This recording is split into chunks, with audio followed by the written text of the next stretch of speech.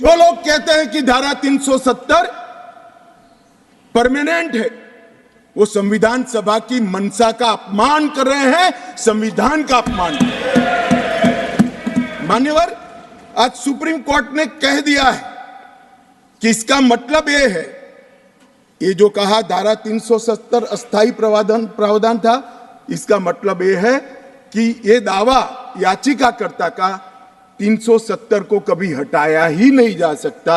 वो दावा सिरे से सुप्रीम कोर्ट ने खारिज कर दिया है कि संविधान को और देश के संसद के सदनों को पूरा अधिकार है धारा 370 हटाने। याचिकाकर्ता ने एक तर्क दिया था। याचिकाकर्ता कौन है वो तो सभी लोग जानते ही है, सभी लोग जानते हैं। मैं कोई नाम देना नहीं चाहता। नहीं, नाम देकर क्या करेंगे, यहीं बोले ही है वो, तो इसमें कोई एक्सपोज करने जैसी बात नहीं। मान्यवर, सुप्रीम कोर्ट ने यह भी होल्ड कर दिया है कि क्योंकि जब अब धारा 370 समाप्त हो चुकी है, अब जम्मू कश्मीर के संविधान का कोई अस्तित्व नहीं रहता है।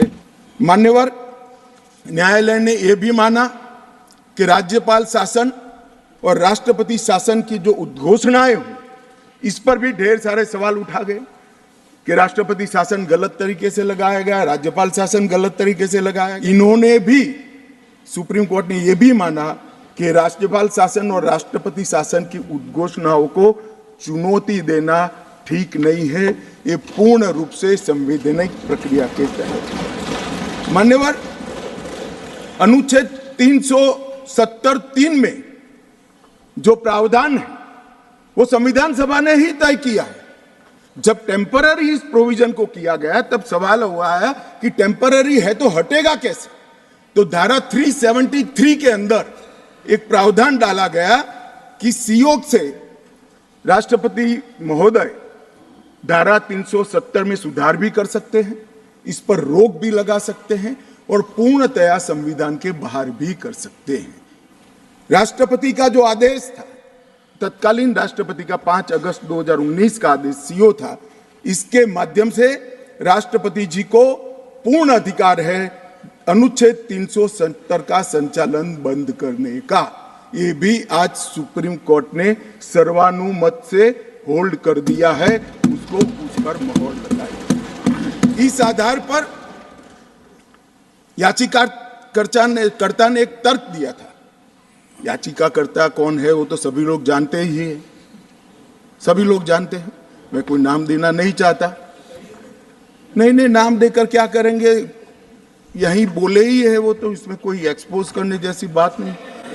मान्यवर, 370 के तहत कोई भी घोषणा करने के पहले जम्मू कश्मीर की संविधान सभा का परमिशन जरूरी है, अनुमोदना जरूरी है, ये उनका क्लेम था। और उसको क्लेम को एक्सटेंड करते हुए आगे ले गए, क्योंकि अब तो जम्मू कश्मीर में संविधान सभा है ही नहीं।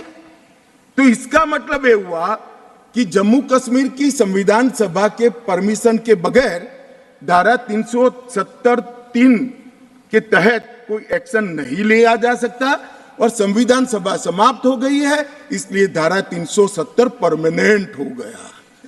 मान्यवर, ऐसा आर्गुमेंट मैंने मेरे जीवन में भी, मेरे 5 धाराशास्त्रियों को पूछा कि मेरी समझ में कोई गड़बड़ है या ये डिमांड कोई गड़बड़ है, कि डिमांड तो गड़बड़ है ही है, ये आर्ग्यू कर रहे हैं उनकी समझ में भी बड़ा प्रॉब्लम है।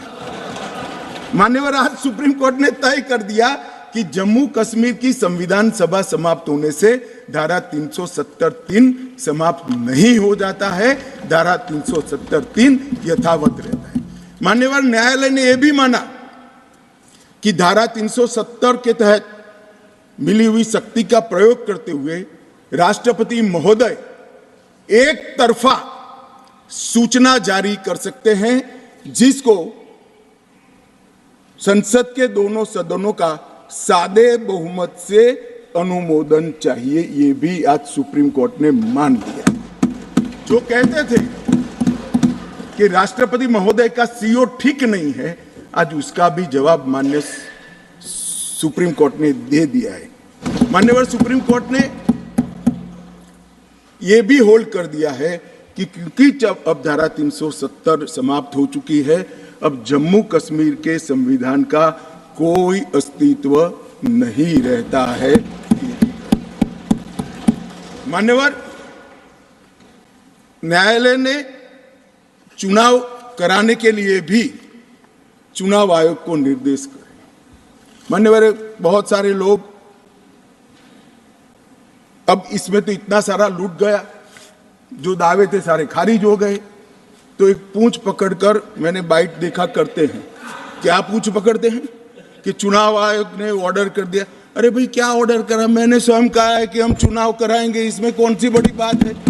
इसी सदन में कहा है, लोकसभा में करा है, एज ए गृह मंत्री ऑन रिकॉर्ड करा है। उन्होंने कहा कि भाई राज्य का स्टेटस वापिस देंगे, तो ये भी मैंने कहा है कि अप्रोप्रिएट टाइम पर राज्य का स्टेटस हम वापिस देंगे। और सुप्रीम कोर्ट ने भी ये जो कहा है, उसमें मेरे सदन में के बयान को और सॉलिसिटर जनरल के सुप्रीम कोर्ट के सामने बयान को कोट करते हुए कहा है। अब मुझे कोई समझाए इसमें विजय कहां से हुई है?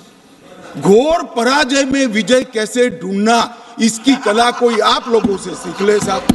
इतने बड़े घोर पराजय विजय कैसे ढूंढना, इसका कोई अभ्यास वर्ग साहब रखना चाहिए साथ अर्थ में। ये बहुत बड़ी कला है। मैं तो आज अगर उनके जैसे मेरे विचार होते तो ये सुप्रीम कोर्ट के जजमेंट को देखकर डिप्रेशन के मारे 1 महीना सदन में ना आता, मगर ये तो प्रेस कर रहे हैं।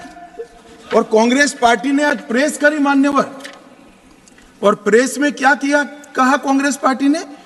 कांग्रेस पार्टी ने ये कहा मान्यवर कि ये जजमेंट आने के बाद भी हम मानते हैं कि धारा 370 को गलत तरीके से हटाया गया है। अब मान्यवर, देश के दोनों सदनों ने, देश की संसद की दोनों सदनों ने राष्ट्रपति के सीओ को अनुमोदना दे दी, कानून पारित हो गया, कानून नोटिफाइड हो गया।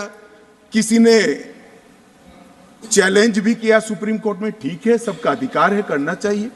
सुप्रीम कोर्ट में एक लंबी बहस भी हुई, 5 जजों की बेंच बनी और 5 सीनियर मोस्ट जज बने, बैठे इसमें, लंबी बहस, सबकी सुनवाई हुई, आज फैसला भी आ गया।